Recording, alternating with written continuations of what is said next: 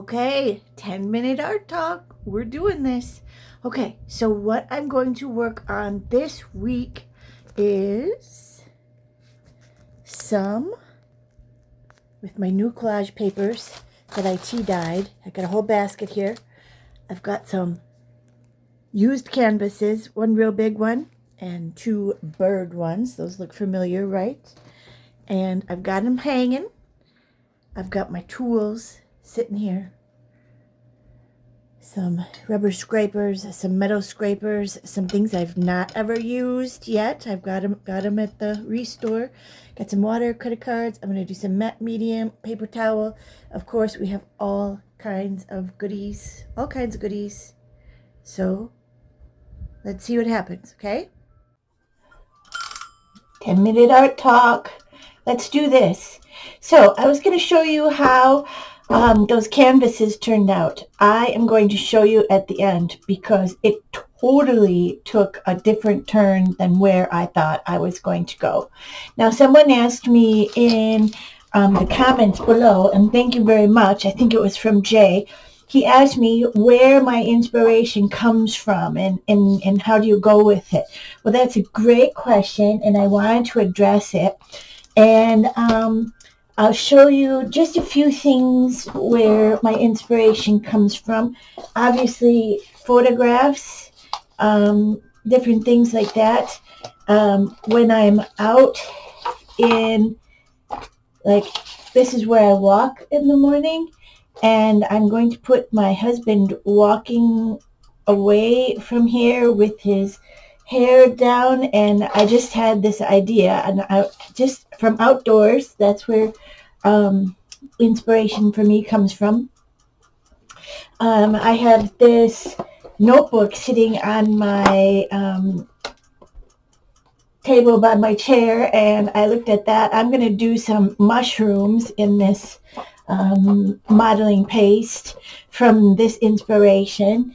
I also have this magazine, In Her Garden, which is by Stampington and Company. I write for this one, Somerset Studio, and art journaling also, and Greencraft, and I think I'm going to have something in the magazine Made. That's a new one coming up. But anyways, this is great for inspiration.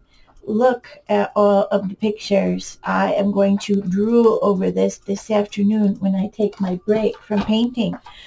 Something else I noticed when I was sitting in my chair last night going through these magazines, I just can't seem to get through them quick enough because they pile up. But I saw that I had something tagged in this magazine, and so I wondered what it was. And so I opened it up, and it's these little collage boards.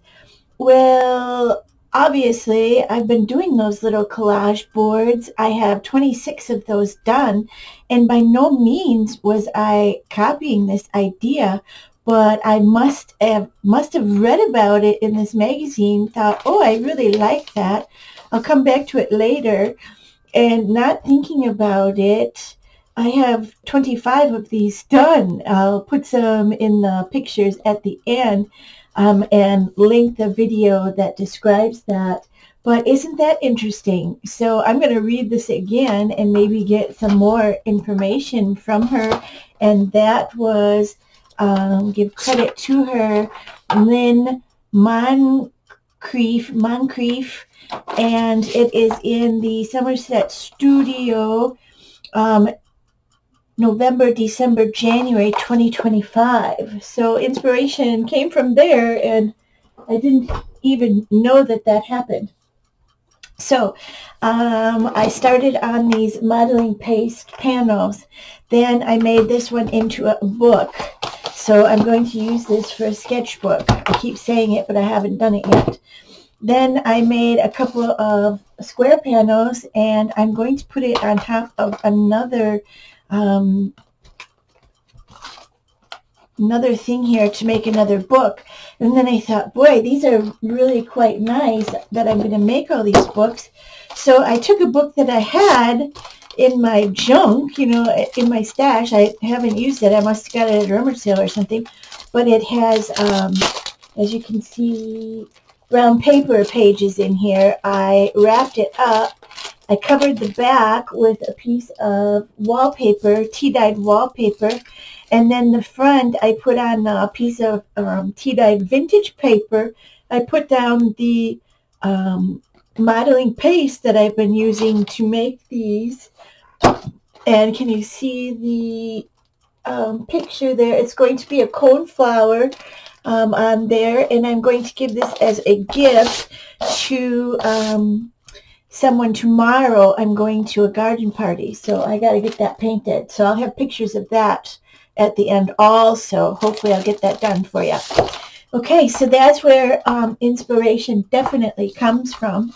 So then, after I've been working on that this week, I started making a whole bunch more of these panels because I just can't stop. You can see what this one is going to be, a big flower. This one is some type of seascape on here.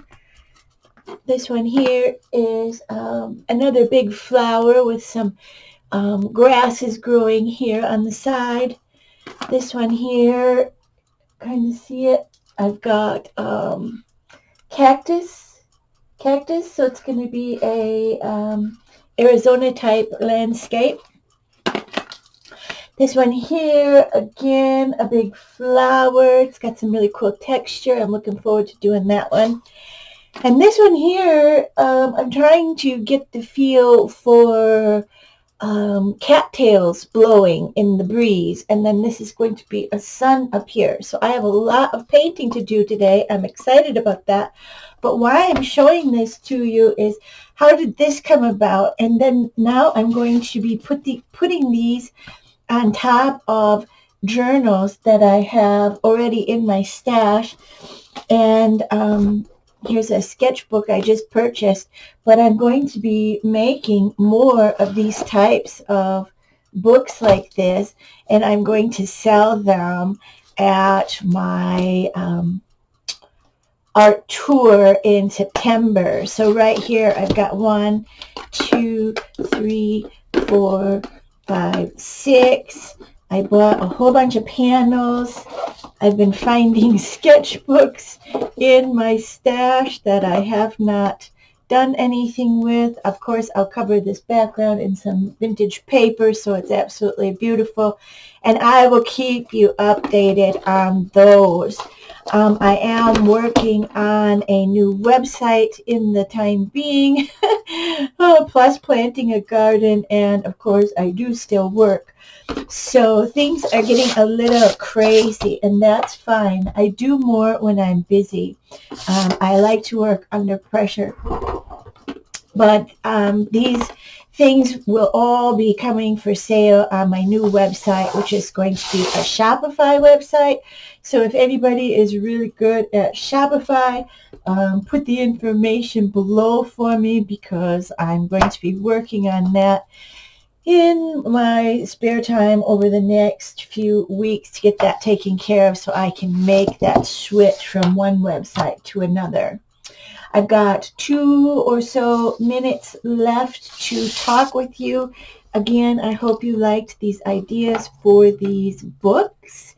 Sketchbooks, they're going to be, like I said, this one has a little bit less thick paper in, but for just having a sketchbook with pencil and a little bit of pen or ink or what have you, it's going to be absolutely great gift. I only bought a few of these black covered ones, and I have some brown ones too, but something that I thought would be really fun. I wanted to show you one more thing, and I am constantly reading. I have been reading about a book a week, and those are just books that I like murder mystery type things, suspenseful type things, and I really need to get back into reading for my art practice, and I absolutely love doing that also. There's just so many books, so little time. But I wanted to mention these 3 books. They're very, very fast read and very, very good for your art practice. something that you could easily just stick in your purse, and if you're waiting for a pickup or you've got a few minutes here and there, maybe at work on your break, you can quickly get these read. So Steal Like an Artist by Austin Kleon. I'm sorry, I am not very good at pronouncing names, but Austin Kleon. He's got work, Steal Like an Artist, #1. Show Your Work is #2. And Keep Going is #3. And I would highly recommend these for your reading. Perhaps stick it in your beach bag, and when you are at the pool or at the beach, you have a little bit of reading to do, and it won't take up too much time. So I appreciate you stopping by again for our 10-minute art talk, and I will keep some pictures at the end for you with a little bit of music, and I will show you how some of these pictures turned out. I need to get painting, and so that's what I'm going to do now. I am probably going to go to 1 or 2 videos a month.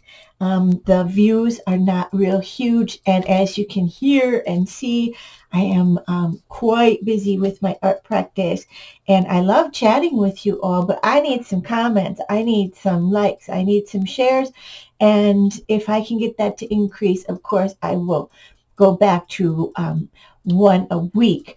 But for right now,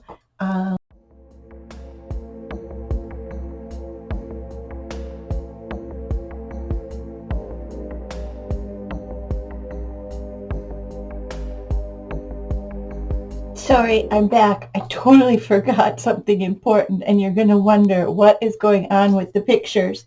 So my hand is in this bowl, and I am cleaning up the fridge, and we had a big bowl of beets. And I had to throw them away because we didn't eat them quick enough. But I'm scooping out the beets into the garbage, and here is this unbelievable magenta color of dye. And I'm like, oh my gosh. So I take the bowl, I run upstairs, and I'm like, what can I do with this? So there was that white canvas that I was going to start my series of witches on. So I thought I was going to be painting a witch on there, and here I have my hand with this magenta beet dye, and I just started going all over like this on the canvas, and came out to be these beautiful flowers.